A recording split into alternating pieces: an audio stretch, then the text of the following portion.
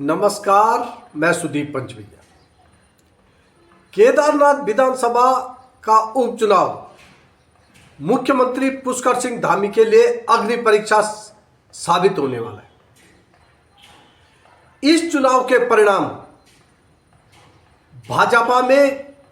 भाजपा की आंतरिक राजनीति में काफी कुछ बदलाव करने वाले साबित होंगे। ऐसी स्थिति कांग्रेस के भीतर भी है।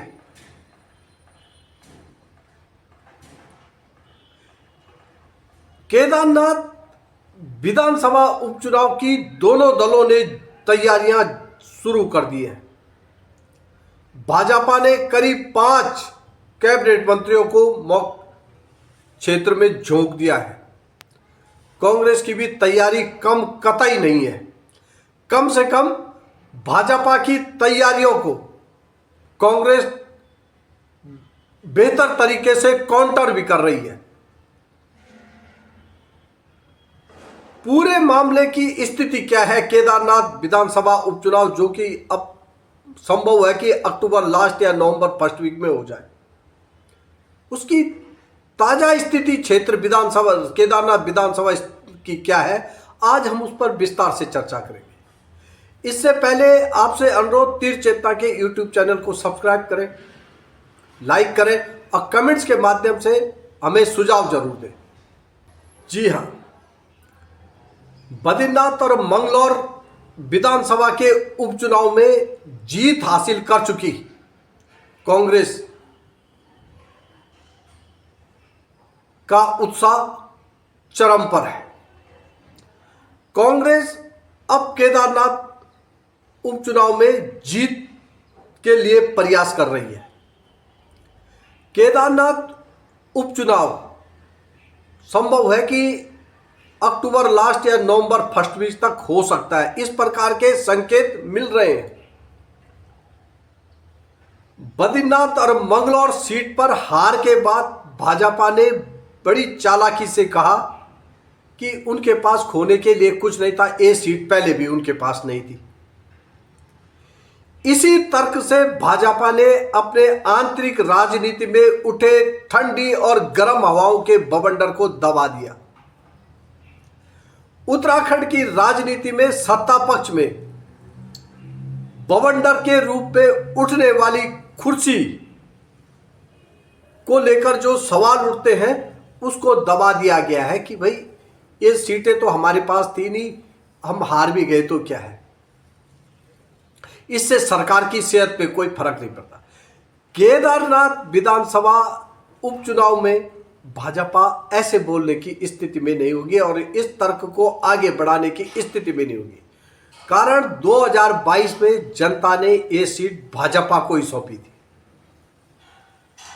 इसलिए अगर केदारनाथ में भाजपा के साथ अनहोनी होती है तो उसकी विधानसभा में जो अंक गणित है वो एक कम हो जाएगा। हालांकि सरकार की सेहत पर फिर भी असर नहीं पड़ेगा। हाँ, मुख्यमंत्री पुष्कर सिंह धामी के लिए ये अग्नि परीक्षा, ये उपचुनाव साबित होने वाला है। इस उपचुनाव के परिणाम जो भी हो, उससे भाजपा की आंतरिक राजनीति में बहुत कुछ बदलाव देखने को मिलेगा।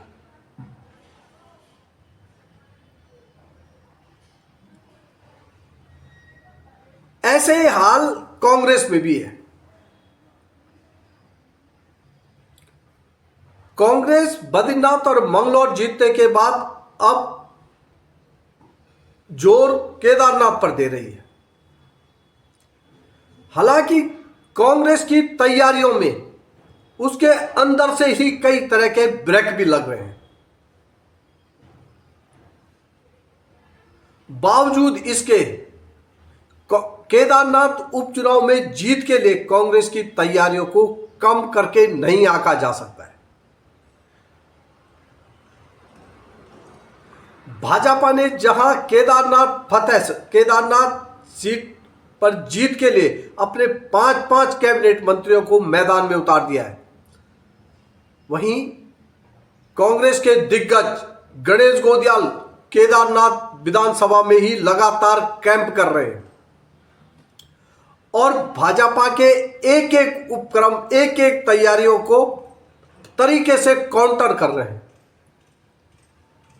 यही वजह है कि भाजपा के 5-5 कैबिनेट मंत्रियों का असर अभी क्षेत्र में दिख नहीं रहा है। हालांकि सरकारी कार्यक्रम हो रहे हैं, घोषणाएं हो रही हैं। मुख्यमंत्री 25 सितंबर को रुद्रप्रयाग के लिए बड़ी बड़ी घोषणाएं कर चुके हैं। बावजूद इसके कांग्रेस की तैयारियां यहां किसी भी स्तर पर कम नहीं है। आंतरिक जो राजनीति है इस पूरी विधानसभा की, इस पूरी विधानसभा में जो छिपे हुए मुद्दे हैं वो रह रहकर भाजपा को डरा भी रहे हैं। इसमें केदारनाथ का मुद्दा प्रमुख रूप से शामिल है। ये मुद्दा कहीं ना कहीं गुल खिला सकता है। हरियाणा में मिली जीत के बाद भाजपा थोड़ा कंफर्टेबल महसूस कर रही है। हालांकि हरियाणा की जीत हार का केदारनाथ के चुनाव पर असर पड़ेगा, इसकी चांस ना के बराबर है। हरियाणा का कौन नेता केदारनाथ में प्रचार कर भाजपा को वोट दिला सकता है? शायद नहीं दिला सकता। उत्तराखंड के नेताओं ने हरियाणा विधानसभा में भाजपा के लिए खूब पसीना बहा, भाजपा जीत गई।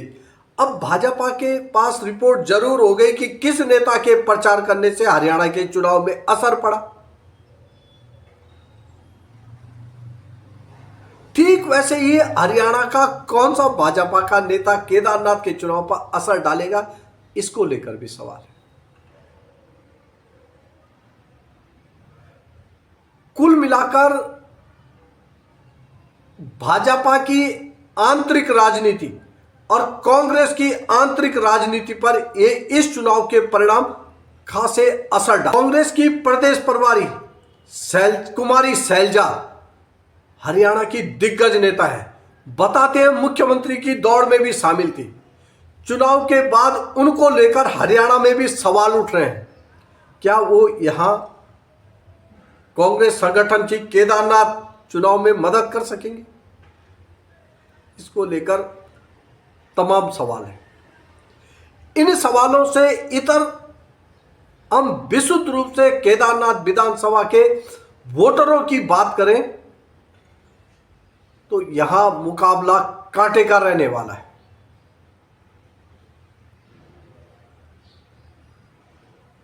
ये दावा कोई भी नहीं कर सकता है कि चुनाव परिणाम क्या होगा, कारण भाजपा की सत्ता और कांग्रेस के सत्ता पर तीखे हमले जनता में खूब पसंद किए जा रहे हैं। भाजपा अपना काम बता रही है, तमाम घोषणाएं कर रही है, कई बातें हो रही हैं, लेकिन बहुत से ऐसे मुद्दे हैं जिन मुद्दों ने लोकसभा चुनाव में जो प्रभावी दिख रहे थे पर वो वोट के रूप में तब्दील नहीं हो सके, बद्रीनाथ में तब्दील हो गए। बद्रीनाथ विधानसभा का जो उपचुनाव हुआ था उसमें वो मुद्दों ने आकार लिया और भाजपा चुनाव हार गए। केदारनाथ में भी कांग्रेस को ऐसे ही कुछ उम्मीद है। कांग्रेस बड़ी शिद्दत से यहां तैयारी कर रही है। बस कांग्रेस को लेकर जो परेशानी है कार्यकर्ताओं को वो ये है कि कांग्रेस के दिग्गज नेता तमाम तरह से विवाद पैदा कर रहे हैं। किसी को टिकट चाहिए वो मीडिया में जाके बोल रहा है, किसी को कोई पसंद नहीं है वो मीडिया में जाकर बोल रहा है, किसी को किसी की बात पसंद नहीं है वो मीडिया में खुलकर बोल रहा है। भाजपा में ऐसी स्थिति नहीं है। हालांकि भाजपा में भी अंदर खाने 2 या 3 दावेदार बताए जा रहे हैं, पर लेकिन अभी तक किसी ने भी सार्वजनिक तौर पर अपनी दावेदारी पेश नहीं की। अब देखने वाली बात होगी कि मुख्यमंत्री की अग्नि परीक्षा साबित होने वाले इस विधानसभा चुनाव उपचुनाव जो है उसको भाजपा उसमें फतेह करने के लिए भाजपा संगठन के स्तर से क्या क्या किया जाता है, भाजपा यहां पर कैसे इस सीट को निकालेगी और कांग्रेस की स्ट्रेटेजी क्या होगी बद्रीनाथ के बाद केदारनाथ में भी जीत की, ये देखने वाली बात होगी। धन्यवाद।